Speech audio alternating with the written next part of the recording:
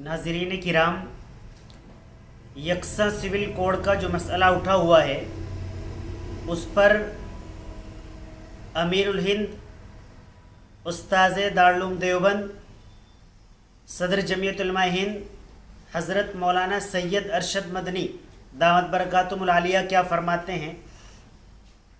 यकसा civil code को और इसकी बहस को अज सरे नो उठाए जाने को हम सियासी साजिश का हिस्सा करार देते हैं। ये मसला सिर्फ मुसलमानों का नहीं है बल्कि तमाम हिंदुस्तानियों का है। हमारा शुरू से ये मौक़िफ़ रहा है कि हम 1300 साल से इस मुल्क में अपनी मजहबी आज़ादी के साथ रहते हैं, अमल करते हैं। हुकूमतें आती जाती रहती हैं लेकिन हिंदुस्तान अपने मज़हब पर मरता जीता है।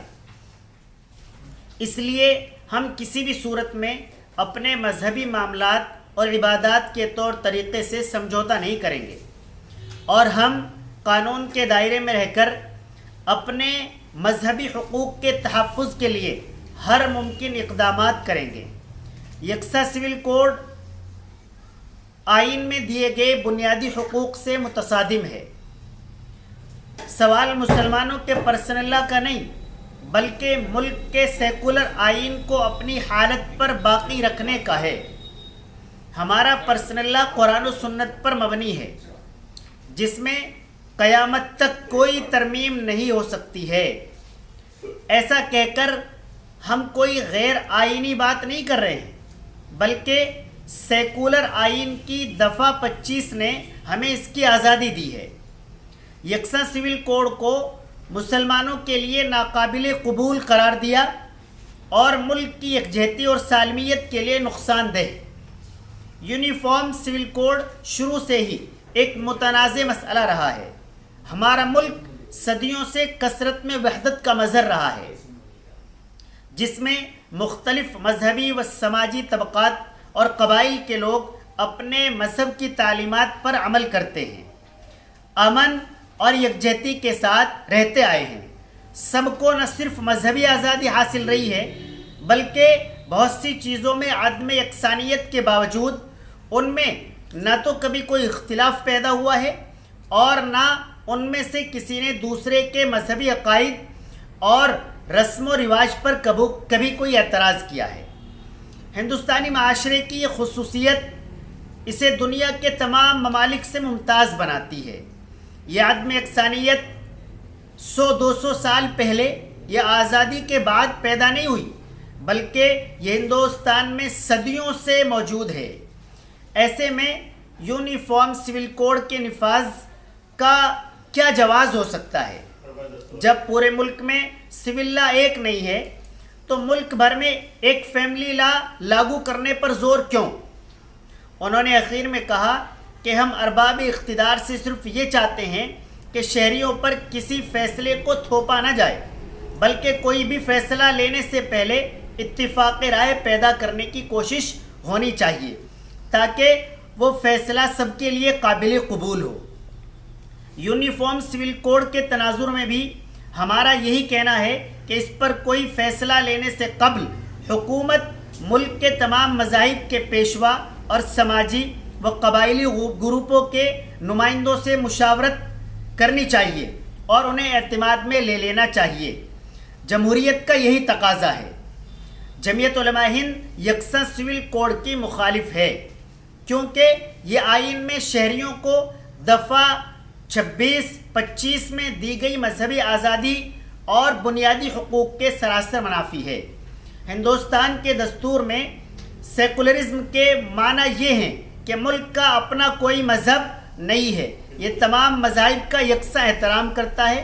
मज़ाहिब की बुनियाद पर किसी के साथ इम्तियाज़ नहीं बरता जाता है और मुल्क के हर शहरी को मजहबी आज़ादी हासिल है। हिंदुस्तान जैसे तकसीरी माशरे में कि जहाँ सदियों से मुख्तलिफ मज़ाहिब के मानने वाले अपने अपने मज़हब की तालीमात पर अमल करते हुए अमन और यकजहती के साथ रहते आए हैं, वहाँ यकसा सिविल कोड नाफिज करने की बात इंतहाई हैरत अंगेज़ है।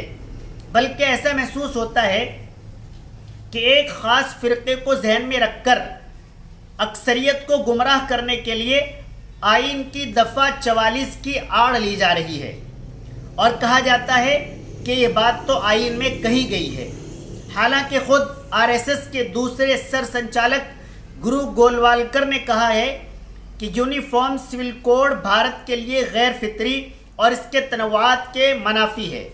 حقیقت یہ ہے کہ یکساں سول کوڈ کی بات رہنما ہدایات کے ضمن میں کہی گئی ہے، یعنی مشورہ دیا گیا ہے، وہیں شہریوں کے بنیادی حقوق کی ضمانت آئین میں دی گئی ہے۔ آئین کے باب 3 کے تحت درج بنیادی دفعات میں کسی بھی ادارے کو، خواہ وہ پارلیمنٹ ہو یا سپریم کورٹ ہو، تبدیلی کا اختیار نہیں ہے۔ آئین تو آزادی کے بعد تیار ہوا، جبکہ تاریخ بتاتی ہے کہ صدیوں سے اس ملک میں لوگ اپنے اپنے مذہبی اصول پر عمل پیرا رہے ہیں۔ لوگوں کے مذہبی عقائد اور رواج مختلف رہے ہیں، مگر ان میں کبھی کوئی اختلاف یا کشیدگی پیدا نہیں ہوئی۔ در حقیقت ایک مخصوص ذہنیت کے لوگ یہ کہہ رہے ہیں، یہ کہہ کر اکثریت کو گمراہ کرنے کی کوشش کر رہے ہیں کہ یکساں سول کوڈ کی بات آئین کا حصہ ہے، جبکہ ایسا بالکل نہیں ہے۔